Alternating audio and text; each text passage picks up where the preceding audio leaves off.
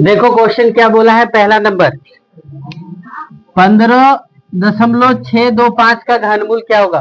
Question देखो, note करते जाना, समझते भी जाना। क्या लिखा है? 15.625 का घनमूल क्या होगा। सिंपल सा पढ़ेंगे तो 15,625 का घनमूल क्या होगा। तो 15,625 का घनमूल निकालिए, कितना होगा? हाँ, 25 निकलेगा। हम लोग जानते हैं ना। 15,625 को अभी हम इस प्रकार से तोड़े, इसका घनमूल कितना निकलेगा? 25। तो 15 यहाँ पे देखो, 1 2 3, तो 2.5 गुने 2.5 गुने कितना? 2.5। ध्यान से समझना, 1 2 3 दशमलव के बाद कितना अंक जाना चाहिए? 1 2 3। यहाँ भी कितना दशमलव बाद? 3 अंक। हम लोग जानते हैं कि 15,625 का घनमूल कितना होगा? 25 होगा। कितना होगा? 25। तो यहाँ पर हम लोग कहाँ पे दशमलव लगाएंगे कि 25 क्या नहीं 15.625 का घनमूल निकल जाए। तो 2.5, 2.5 और 2 कितना? 5। ये समझ में आया? तोड़ सकते हैं, नहीं तो इसके बटे नीचे क्या करके 1 2 3 तो 1000 लगा देंगे, और 1000 का घनमूल कितना हो जाएगा? 10। तो 25/10 कर देंगे, कितना हो जाएगा? 2.5 होगा। ये आसानी से बन जाना चाहिए था। ठीक है, इसका आंसर कितना होगा? 2 कितना? 5। सॉल्यूशन करके बनाइएगा। फिर देखो दूसरा का पहला नंबर क्या बोला है। देखो, ये बराबर दिया हुआ -1 और बी बराबर कितना दिया हुआ है?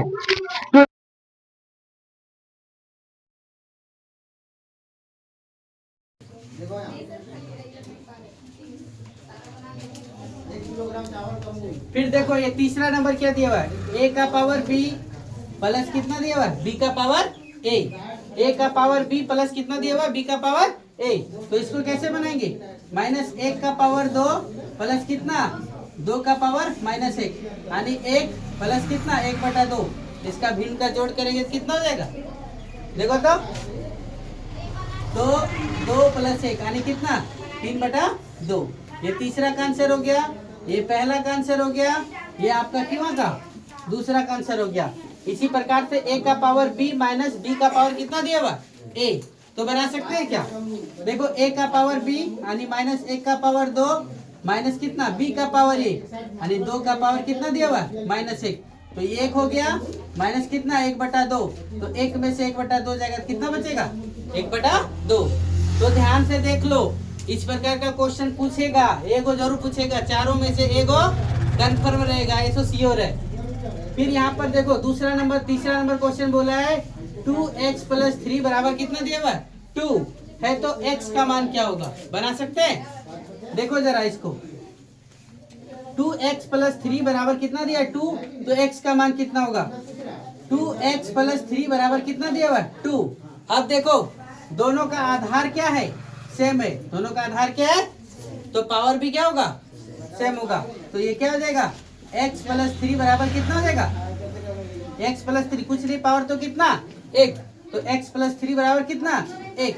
तो x बराबर 1 - 3, तो x बराबर कितना हो जाएगा? -2 आंसर हो जाएगा। कितना हो जाएगा? -2 हो जाएगा। समझ गए? फिर बोला देखो 4/7x² का संख्यात्मक गुणांक क्या है?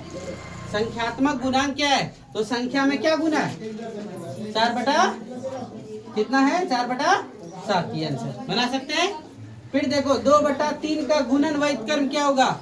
यानी गुणन वैध क्रम पूछा है। तो गुणन में क्या होता है? दोनों को गुना करेंगे तो उसका मान कितना? 1 हो जाना चाहिए। तो 2/3 का गुणन वैध क्रम कितना हो जाएगा? 3/2 हो जाएगा। इतना आसान है। फिर बोला -7 का पावर 3 का मान क्या होगा? क्या बोला क्वेश्चन देखो, -7 का पावर 3 का मान क्या होगा? तो -7 गुने कितना? -7 गुने कितना? -7 minus minus plus, plus minus minus, 7 × 49 और 49 7 कितना? 343। ये आपका आंसर हो जाएगा। ऐसे बनाना है। फिर देखो 5 का गुणात्मक प्रतिलोम क्या होगा? तो गुणात्मक बोला है, तो 5 का गुणात्मक प्रतिलोम कितना? 1/5 हो जाएगा। बन जाएगा ना? फिर देखो मूल बिंदु का निर्देशांक क्या होता है? क्वेश्चन क्या बोला? मूल बिंदु का निर्देशांक क्या है? तो मूल बिंदु का निर्देशांक क्या होगा? 0 0। मूल बिंदु का निर्देशांक कितना होगा? 0 0। समझ में आ रहा है? फिर देखो यदि बेलन की त्रिज्या और ऊंचाई 7 और 5 है तो बेलन का आयतन क्या होगा? तो फॉर्मूला पता है बेलन का आयतन का? बेलन का आयतन का फॉर्मूला क्या होता है? पाई आर स्क्वायर एच। तो यानी 22/7 गुने आर। देखो त्रिज्या दिया हुआ है कितना? 7 और ऊंचाई कितना दिया हुआ है? 5। तो 7 गुने 7 गुने कितना? 5। 7 7 कैंसिल। 22 7 154 और 154 गुने 5 करो। छापे पर मत तुलो, बना करके यहाँ देखो कितना हो गया? 4 5 20, 5 5 25 और 2 कितना हो गया? 27 के साथ 5 के 5 2 कितना? 770। समझ गए? फिर बोला देखो 10वां नंबर क्वेश्चन बड़ा इंपॉर्टेंट है। परिसर क्या है? परिसर मतलब अधिकतम माइनस न्यूनतम। तो देखो जरा अधिकतम कौन है और न्यूनतम कौन है? अधिकतम कितना है? अधिकतम कितना और न्यूनतम कितना है? तो 12 में से कितना घटा देंगे? तो 12 में से 2 घटेगा, कितना बचेगा? 10। इसका रेंज कितना है? 10 है। फिर बोला आयलर सूत्र लिखो। क्या बोला क्वेश्चन? आयलर सूत्र लिखो। तो आयलर सूत्र लिख सकते हैं। क्या है फॉर्मूला? ए प्लस बी बराबर कितना? E plus 2। ए प्लस बी बराबर कितना? ई प्लस कितना है? 2 होगा। फिर बोलो देखो 12वां नंबर क्वेश्चन क्या बोला है? x प्लस 3 बराबर कितना दिया हुआ है? 10। x प्लस 3 बराबर कितना दिया हुआ है? 10। तो बोला x का मान क्या होगा? किसका मान पूछा? x का। तो देखो x का मान कितना होगा? x प्लस 3 बराबर 10 है तो x बराबर कितना हो जाएगा? ये 10 में से 3 चल जाएगा, कितना बचेगा? 7। ये कितना आंसर हो गया? है आसान आसान क्वेश्चन। आप बनाएंगे नहीं तो फिर दिक्कत हो जाएगा ना। 13 नंबर क्वेश्चन क्या बोला देखो 2 का स्क्वायर गुने 5 का स्क्वायर बराबर क्या होगा? 2 का स्क्वायर गुने कितना? 5 का स्क्वायर यानी 2 का स्क्वायर यानी 2 दूना 4 और 5 5 25। 25 चौका कितना हो गया? 100। फिर बोला देखो 14 नंबर 3 का पावर 0 गुने 4 का पावर 0। तो किसी संख्या का पावर 0 हो जाएगा तो उसका मान कितना होगा? कितना होगा? 1 होगा।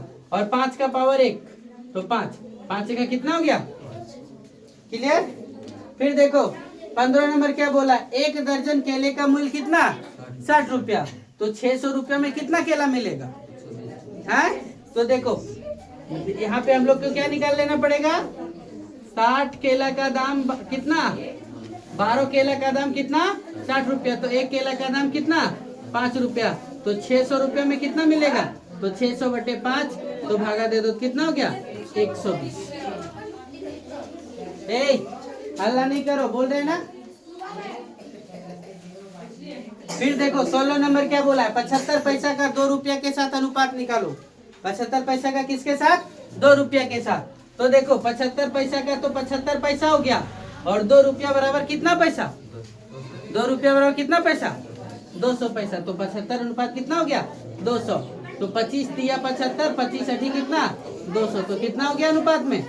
3 अनुपात 8। ये सब बनाना चाहिए था ना। फिर देखो 45 व्यक्ति किसी काम को 13 दिन में करता है। ये सब क्वेश्चन है ना।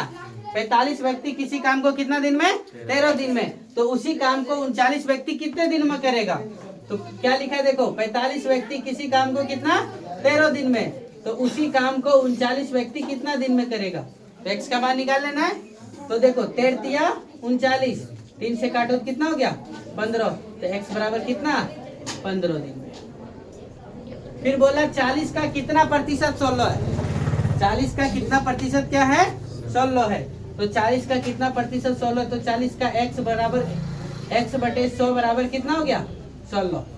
40 का x प्रतिशत बराबर कितना हो गया? 16। तो देखो 1 0 से 1 0 कट गया, 4 चौक 16 हो गया। तो x बराबर कितना हो गया? 4 गुने 10, 4 गुने कितना हो गया? 40। कितना प्रतिशत है? 40%। फिर बोला 19 नंबर ABCD का विस्तृत रूप लिखो। ABCD का क्या लिखो? विस्तृत रूप। तो देखो ये इकाई स्थान पे है, ये कहाँ पर है? दहाई स्थान पर। ये कहाँ पर? सैकड़ा। और ये कहाँ पर है? हजार। कहाँ पर है? इकाई, दहाई, सैकड़ा और ये क्या? हजार। तो इसको क्या लिखेंगे? A गुने 1000 प्लस B गुने कितना?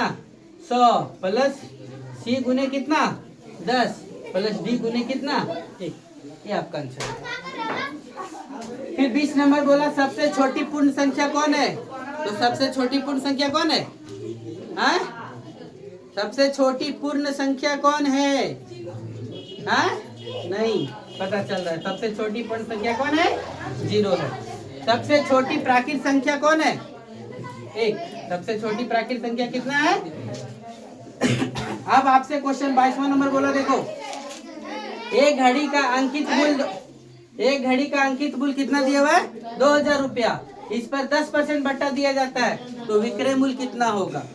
विक्रय मूल्य कितना होगा? छापिए नहीं, समझ जाइए फिर लिखना। एक घड़ी का अंकित मूल्य कितना दिया हुआ है? 2000। इस पर 10% बट्टा दिया जाता है, तो विक्रय मूल्य क्या होगा? 10% छूट है, यानी घड़ी मिल रहा है कितना में? 90 रुपया में। कितना परसेंट में? 90% में। तो 2000 का हम लोग क्या करेंगे? डायरेक्ट 90% निकाल लेंगे। 90 बटा कितना? 100। तो 9 दूना कितना हो गया? 1800 रुपया।